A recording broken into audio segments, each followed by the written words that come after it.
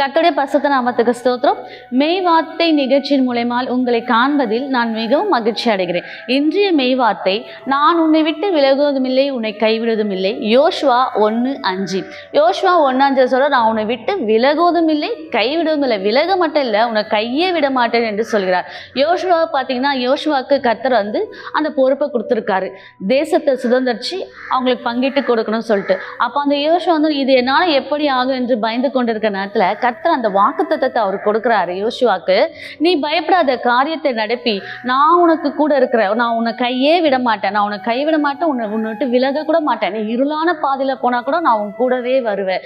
நீ சிக்கலான குழப்பத்தில் இருந்தால் கூட நான் உன் கையை பிடிச்சி ஆலோசனை சொல்லுவேன்.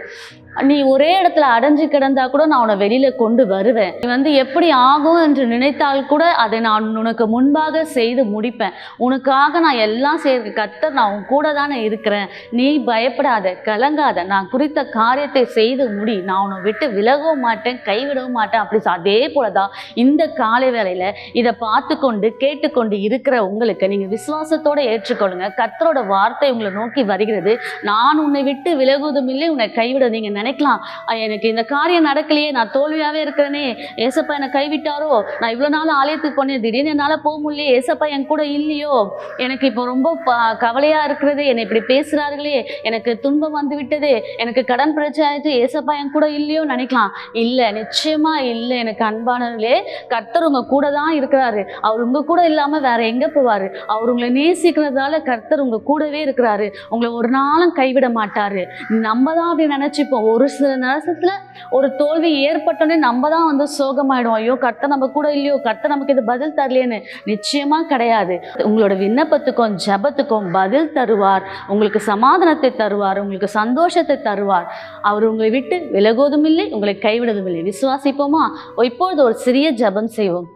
கர்த்தாவே, உமக்கு ஸ்தோத்திரம் ஆண்டவரே. ஏசப்பா, இந்த நாளுக்காக நன்றி செலுத்துகிறோம். கர்த்தாவே, இது ஏசப்பா இந்த வார்த்தையை கொடுத்துருக்கீங்க. நான் உன்னை விட்டு விலகுவதும் இல்லை, உன்னை கைவிடுவதும் இல்லை என்ற வார்த்தை நீங்கள் கொடுத்துருக்கீங்க ராஜா.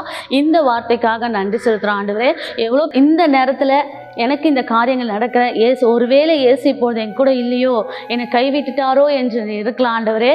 நீர் அவர்களோட பேசு. இல்லை மகனே, மகளே, நான் உன்னை கைவிடவில்லை, மகனே, மகளே என்று கர்த்தாவே நீங்கள் அவர்களுக்கு ஆறுதல் தரும்படியாகவும் நீர் அவரோட பேசும்படியாகவும் ஆண்டவரே, அவர்கள் பார்க்கும்படியாகவும் நாங்கள் ஜெபிக்கிறோம் ஆண்டவரே. அதற்காக உமக்கு நன்றி செலுத்துகிறோம் கர்த்தாவே.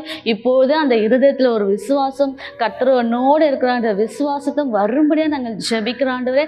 அதற்காக உமக்கு நன்றி செலுத்துகிறோம். எல்லாவற்றையும் உங்கள் கரத்தில் ஒப்பு கொடுக்குற ஆண்டவரே. ஏசப்பா, நீங்கள் பொறுப்பெடுங்க, ஆசீர்வதிங்க. கர்த்தராகிய இயேசு கிறிஸ்து நாமத்தால் ஜெபிக்கிறேன் ஜீவனுள்ள நல்ல பிதாவே, ஆமேன். நீங்கள் கலங்காமலும் பயப்படாமல் இருங்கள். ஏசப்பா உங்களை நேசிக்கிறார். கர்த்தருடைய பரிசுத்த நாமத்துக்கு ஸ்தோத்திரம். ஆமேன்.